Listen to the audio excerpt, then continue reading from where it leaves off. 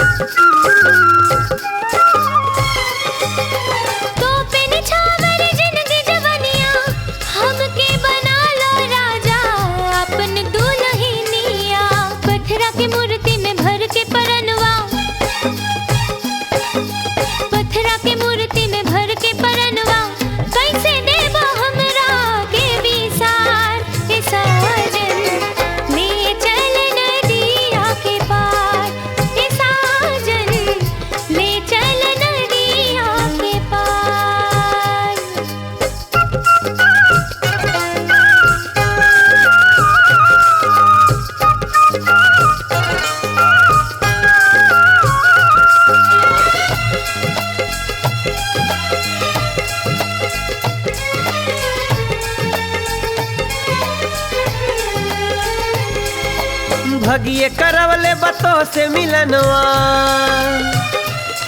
हर भगिए करवले बतो से मिलनवा, मनवा में पोरत बाटे हमरो सपनवा।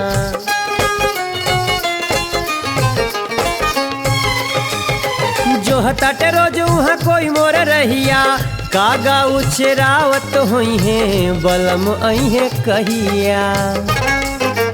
तलवा के पनिया में रात के चंदनिया में, तलवा के पनिया में रात के चंदनिया में, चांद लागे धरती के सिंगार ए गोरी गौवा बोलावेला हमार, ए गोरी गौवा बोलावेला हमार। पत्थरा के मूर्ति में भर के परनवा, पत्थरा के मूर्ति में भर के परनवा, कैसे देवा हमरा के विसार के साजन ले चल नदिया के पार, हे साजन ले चल नदिया के पार।